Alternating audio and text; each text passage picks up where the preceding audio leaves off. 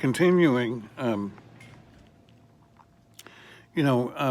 Carlos Maza particularly pointed out that the conventional social media has also been part of radicalization, basically because of the algorithms, particularly on YouTube and Facebook and maybe Instagram.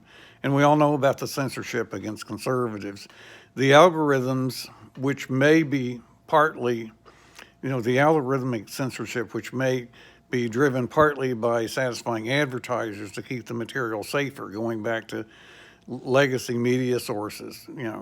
Packman's talked a lot about that. That's true, but it's also true that if they go back to established media, they're less likely to be accused of sending new people stuff that radicalizes them. So that may be part of what's going on already. But you have to even get beyond that. You have to think about what people actually do online. A lot of this is messaging. Something sort of analogous to Snapchat, stuff that goes away and is deleted. It's not really publishing.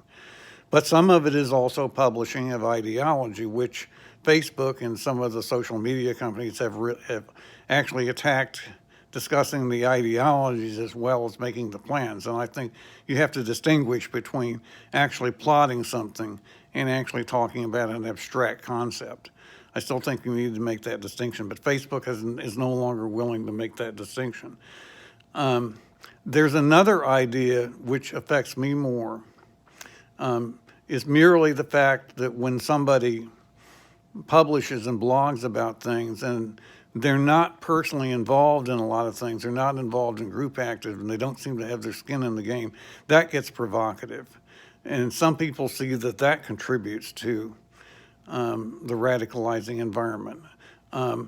There's also people who think that we need to just slow everything down to make it more like it was in the 1990s before we had the internet, that would stop the radicalization and particularly make certain minorities, supposedly people of color and religious minorities, safer from plotted attacks. And that might be a price we all have to pay for herd immunity, just like with the gun overkill on the gun issue, that we might all have to give up some speech to make everyone safer. That sounds like the moral trade-off, and I'm very, very concerned about it.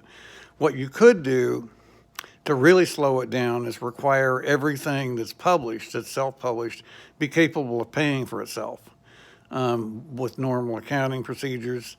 If something didn't sell, I don't mean with clickbait, but with actual subscription or with actual people paying to see the content with paywalls. If they didn't sell, they wouldn't be allowed to stay up. Now that could really stop the radicalization, it would sound like.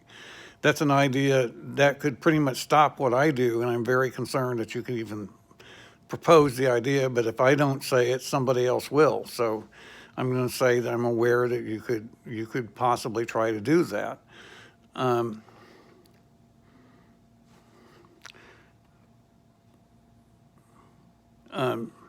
So